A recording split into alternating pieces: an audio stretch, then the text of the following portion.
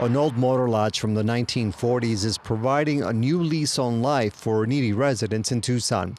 The city bought this property last year, and now it's being used to provide temporary shelter for people who lack a roof over their heads. I'm 33, and I ended up here after taking maternity leave, not paid. Sally didn't want us to use her real name or show her face, but she agreed to share her story. Sally gave birth to a premature baby in June. As a single mother without any benefits from her part-time job in bookkeeping, the time she's taking off to be with her newborn is unpaid. 5 weeks, no money is really hard on your finances, like very hard. And then to add a newborn on top of it.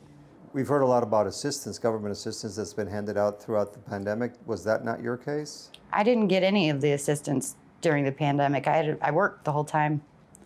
With no place to go after leaving the hospital, she says she was even forced to sleep in her car one night with her baby. And it was absolutely miserable. Like I was reading an article in the paper a couple weeks ago that said Tucson was one of the most affordable places to live. I don't think they've seen what rent is right now, because that's not true. Maybe it was back, before the pandemic, but not now. Like not now at all. Because if you're looking at $900, $1,000 for a one bedroom, you're out your mind. Like, I can't afford that, and I don't even think anybody on minimum wage can. And it's not that easy to get housing assistance either. Similar experiences are countless among the homeless. Liz Morales has heard many of them in her 20-year career. Morales is the Housing and Community Development Director for the city, but she has also worked in other municipalities. In the work that I do, we say housing is healthcare. We need to ensure that people can get into housing first because we can address all the other healthcare issues, mental health, if there's any substance use, alcoholism. Those are things we can address after we get people housed or at least into shelter. Morales says a recent city program is providing some relief. Using federal funds, Tucson was not only able to buy the old motor lodge last year, but other properties as well. On the west side, the city acquired the former Desert Cove Country Club, which has 28 units for temporary housing. And in Midtown, near Stone and Glen, this other building will be used as transitional lodging for homeless youth. Funding and services is what helps us get to address the real need, which is getting people into a place of their own. There are other purchases in the works totaling millions of dollars. This is an absolutely important investment that the city of Tucson can make with the help of our federal government through American Rescue Plan dollars and CARES funds. Mayor Regina Romero says housing affordability and homelessness are two of the major concerns from constituents.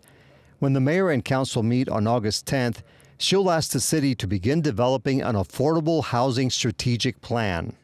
I've already asked my colleagues on the council, and they approved the possibility of creating an affordable housing corporation, which would actually put the city of Tucson in a space where we could build our own affordable housing for the future. So there are many options that we're looking at, but we cannot move forward without having a strategic plan that would help create goals and then help us move towards those goals in an organized way.